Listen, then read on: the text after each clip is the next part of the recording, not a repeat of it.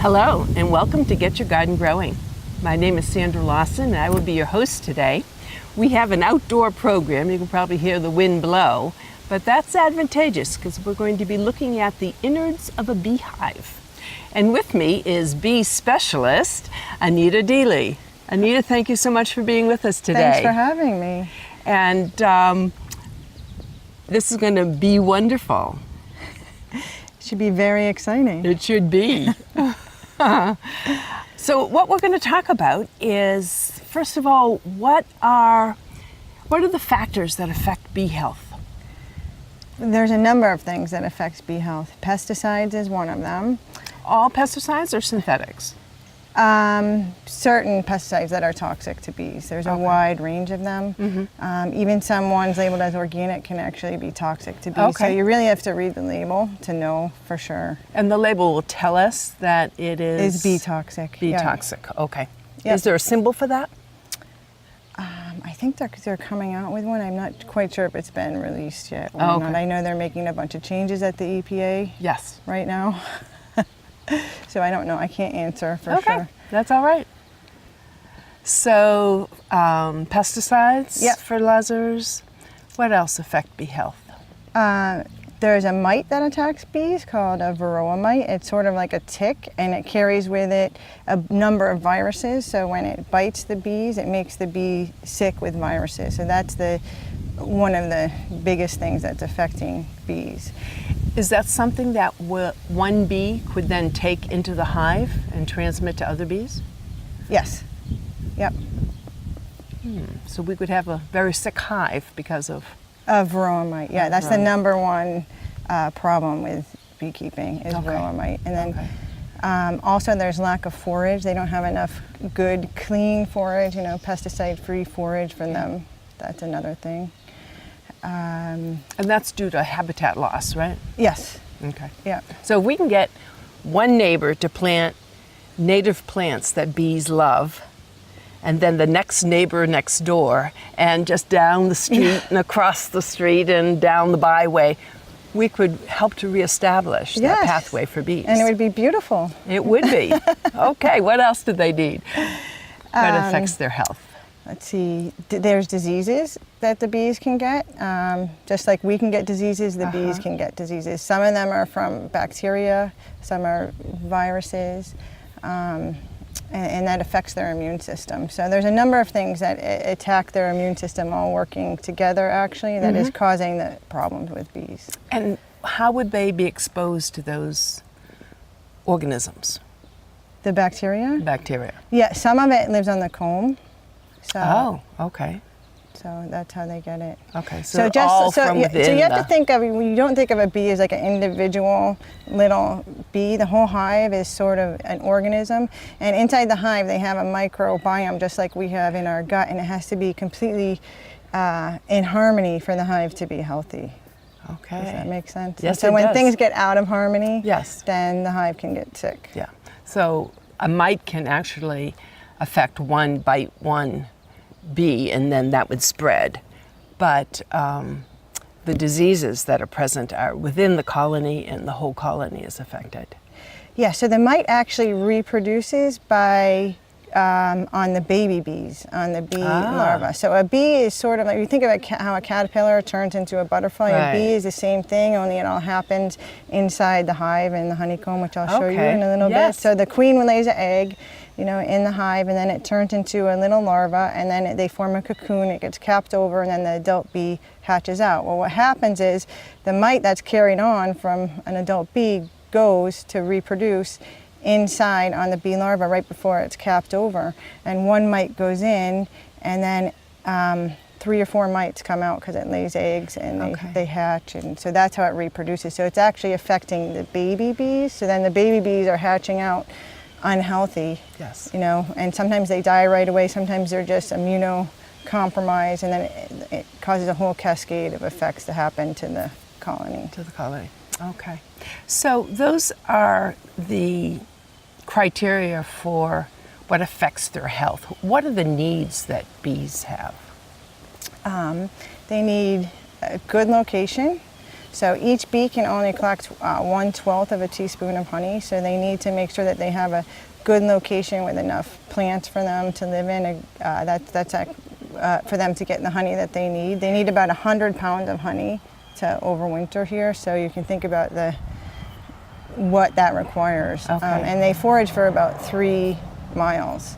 Okay. So a good location is really, really important. They need a balance of the different caste of bees in the colony. They need a healthy queen. The queen has to be healthy. She lays all the eggs. She lays, 2,500 eggs a day if she's really good. For how many days? Throughout the growing season, which is, spring to late fall. That's a lot of eggs. Yeah. And then they need healthy worker bees, which do all of the duties in the hive. The worker bees are all female. They also have drone bees, which are male, who they just mate with the queen. That's the only thing they do. But they need to be healthy so that when hives in the area send out queens, they need to be well mated. So that's important. So they also need to have access to clean water. So they need clean food, clean water. They need propolis, which I'll show you that in a little bit. It's a sticky substance the bees put in the hive that they get from plant resins that they use as part of their immune system. They don't have a very good immune system, so they get their immunities from plants and the environment. So they need that. They also need clean water, clean food, clean propolis, clean pollen, nectar. I think I said that. Healthy colony. Okay. Good What location. is their water source? They forage for water. Okay. Would they go to a bird bath? Yes, but they drown easily, so if you want to put water out for bees, you need to put a lot of rocks in it so that they have something to stand on. Yes. Just like with butterflies. Yes. Yeah. Okay. How about if people want to contact you, how would they do that? Okay, they can reach me through my website, which is beverlybees.com, or by email, which it's really easy, beverlybees@gmail.com, and they can also call me at 978-778-8276. Okay. Thank you very much. You're welcome. Well, let's go open that hive. Okay. Yep.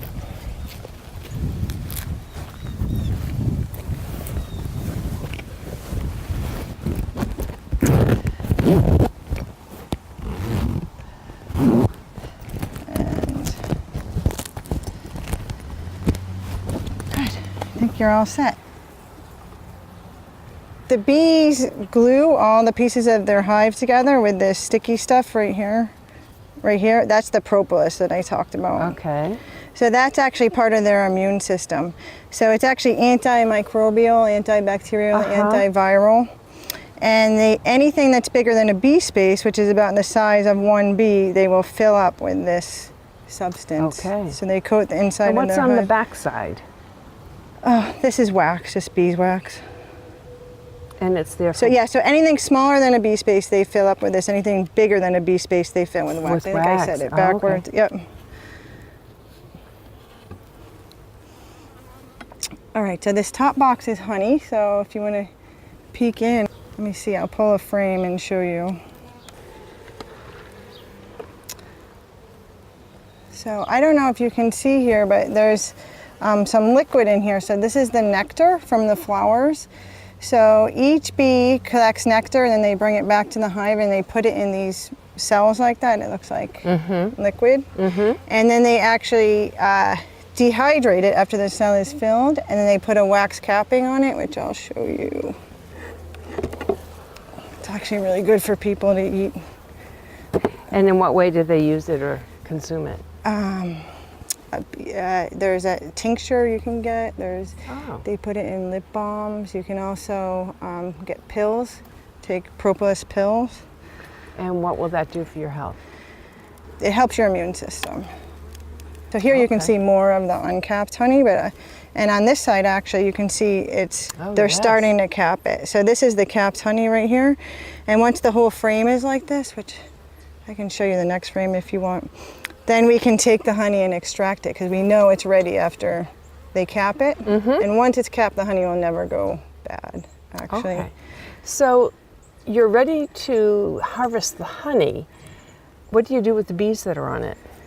So I actually harvest the honey frame by frame. So this frame's not ready, but if I had a frame like, the next frame, yeah, I would just scrape them off. Yeah, I usually use a feather or there's a thing called a bee brush. It looks like a tiny little broom, and I just brush them off and then let them put go it into in a box. the air. And they'll go back into the hive. Yep. And this hive is so full of honey. Oh yes, yes. So this one's it's almost ready. Not quite, but almost. Each bee can only harvest 1/12 of a teaspoon in its entire life. Its entire life? Its entire lifetime, yeah. And they live about 6 weeks. And where do they die? Is it inside they the hive? go outside the hive. They go outside. They keep the hive really, really clean. They don't go to the bathroom in here or anything. Okay. They want it to be like a sterile environment. And that way it's easy to discern what colony collapses, because the bees, it's time for them to die, leave the hive instead of dying in it. Yeah, so colony collapses, the term's thrown around a lot, but what it technically means is that most of the bees leave the hive and all that's left is the queen and some brood. Let's go through this one and I'll show you some brood. And while we're doing this, yeah. What are those protective measures that are now available to help support a hive? Like I've seen some road signs. Oh yeah, so we sell signs that say no spraying with a little beehive on it that actually people can put in their yard to just make people more aware of what they're spraying in their yard could be toxic to bees. Okay. So a lot of people like those, and if you don't want your yard sprayed with pesticides or anything, it just sort of helps. By the city? Yeah, it sort of helps. It's not a legal way to do it. You still have to opt out, but it sort of lets them know. So to opt out, do you contact the Board of Health? You have to send a certified letter to your town clerk. This is to opt out of mosquito spraying only. Yes. A certified letter to your town clerk before, I think it's March 1st every single year. That's the state law. And what else is available? There's a Host a Hive program? Yes. Is that just yours? There's a few beekeepers that do it. We do a Host a Hive program where we put hives on people's property if they agree to certain things, like not spraying pesticides in their yard, opting out of mosquito spraying. So these are Host a Hives? Yes, these are, yeah. So bees forage for 3 miles. So if you think about that, that's a lot. That's a huge territory. It sure is. When they forage, do they go to the same territory? Yeah, so what happens is a field bee will go out and find a good source of nectar, and then they come back to the hive and they try to convince their sisters that it's a good source and to get them to come out by giving them a little taste of what they foraged of the honey. And then they do a little dance on the comb. We'll see if we can find someone doing that. They do a little dance on the comb that tells them which direction that source is. So without ever seeing the source, their sister can get the directions and go directly for that source of nectar. But bees are really amazing. Everything about them is beneficial. Even people use their stings. It's called apitherapy to heal. The honey helps with allergies. The pollen is good for your immune system. The propolis is good. And even the air in a beehive is actually healthy to breathe in. Every bee goes through every single job in the hive. So when they first hatch out, they have cleaning jobs, and then they take care of the baby bees. Then when they get older, they go on to the foraging jobs. Huh. Quite a division. So it's a very complicated community. So what percentage of the newbies are female and what percentage are male? So it's a little bit like chicken. So the queen lays an egg, and the fertilized egg becomes a female, and the unfertilized egg becomes a male. So, and the queen decides whether to fertilize it or not. So After the queen is born, she goes out on a mating flight, one mating flight for her whole life. And she mates with, on average, about 12 drones or boy bees. And then she stores, you know, the necessary stuff in her body for the rest of her life. And she can live three to 5 years. So this right here is actually a boy bee. Right here. So they don't sting, they don't have a stinger. Oh. So I don't know if you can want to see this, but they have bigger eyes and they sort of like a more boxy body, so. But that's a boy bee. And it's much bigger, you can see, than the girl bees. Then I'll turn this around in a second, but this is, maybe I should do it this way. So the queen, which I haven't seen yet, goes and she'll lay an egg in the cell here, and then it hatches into a little larva, which is this white thing here, and then they build a cocoon, which is what this brown stuff is, and it turns into a bee behind here and then hatches out. Usually they put the honey at the top, that's where they want it, and then they put the brood down below.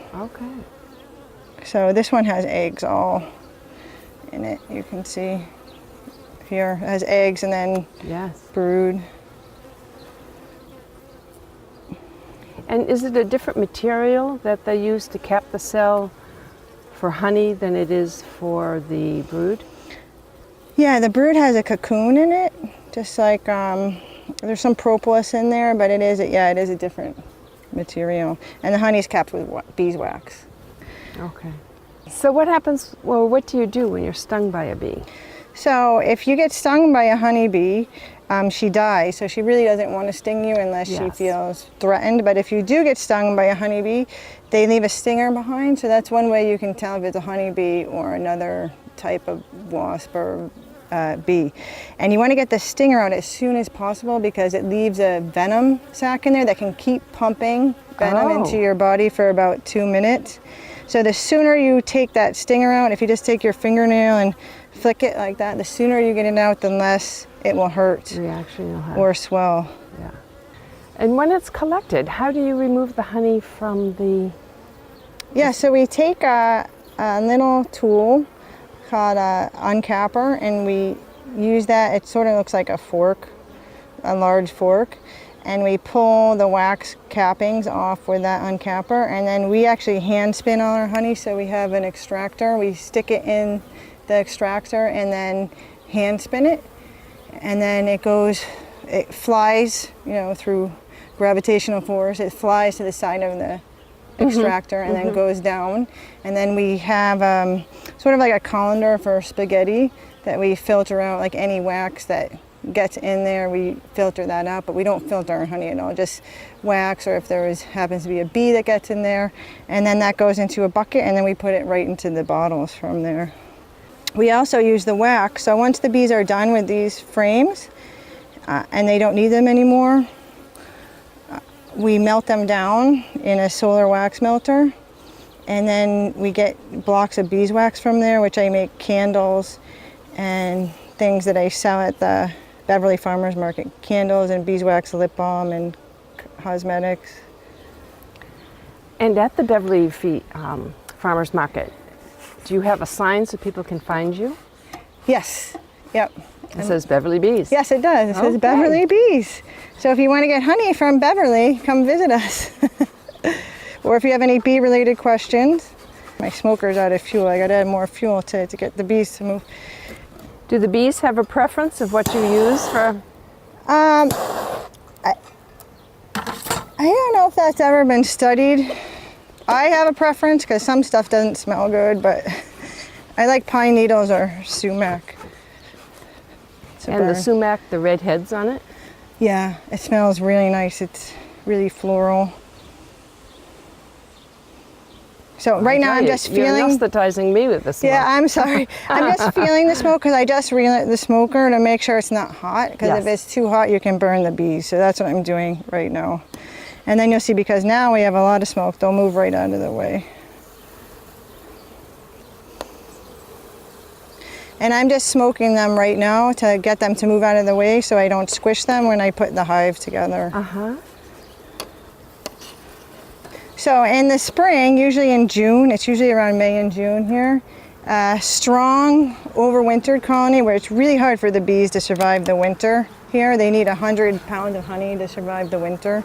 They, if they do survive the winter, in the spring, they will swarm, which is part of their way that they reproduce. So if you ever find a swarm of bees, and if you go to my website, you can see lots of pictures of them, call me or another beekeeper to come save them, to rescue them, instead of calling an exterminator. Oh, good. That's one thing I wanted to tell people, because it's scary when you see thousands of bees all clumped together on a branch, but they won't sting you when they're like that. They're just looking for a new home. And I've seen when bees have been an issue in terms of public welfare, that they actually relocate. Yeah, that's what we do. So occasionally, if you're unlucky, if no one gets the swarm when it's in a ball, the bees will go into a hive like this, an empty hive, or they will go into a tree, or a hollow tree. Their only other option really is someone's house. So sometimes bees get in people's houses, and then you can see how many bees are in this hive. Yeah. So this is not something you want, in your house. They store all of this honey, which can cause a lot of problems. So you really need to get them removed by someone who knows what they're doing. There's only a few people that do it. We do that. We remove bees from people's houses. My husband does it. He'll take the house apart. He takes out all the bees and safely and puts them in a hive and the comb and everything, and then we close everything back up so it looks like we were never there. And they're not inclined to go back to that location? If you do it right, no. Yep.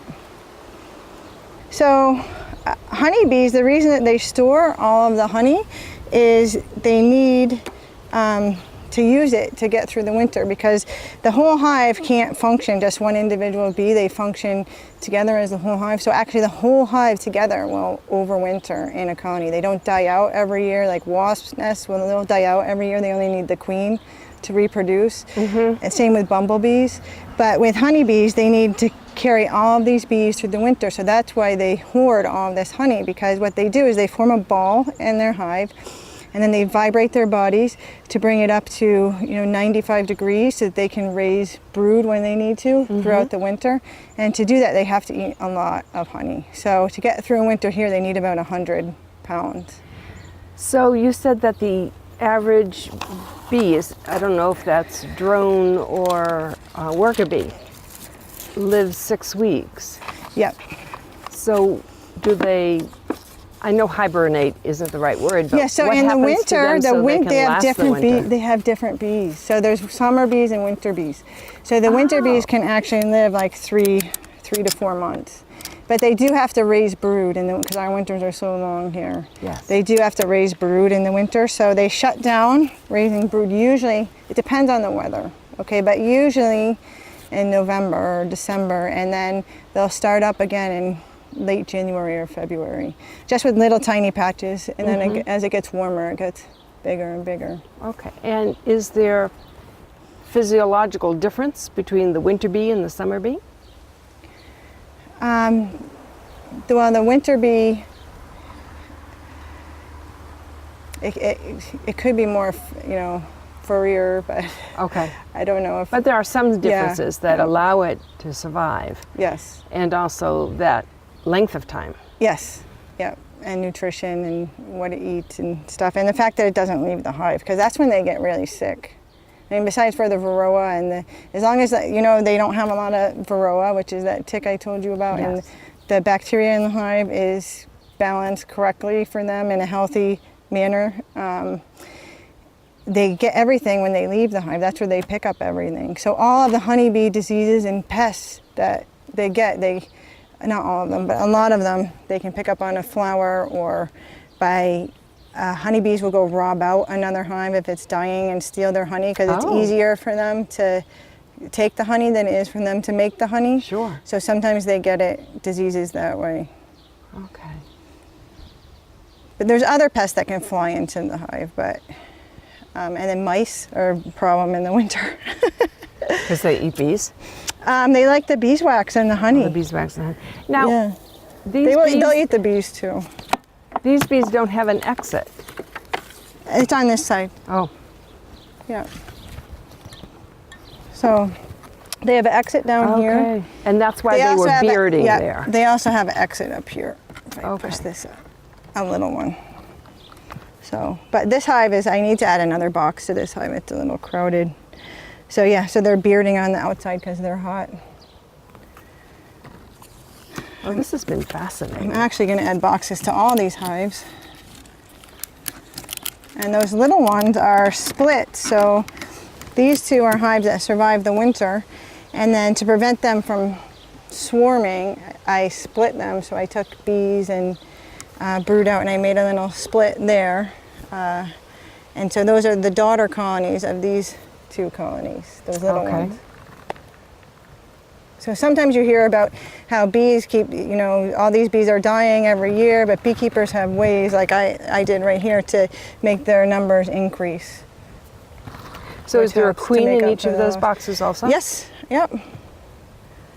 So Yep. she can produce more drones and more worker bees and Yes, enlarge the colony. yes.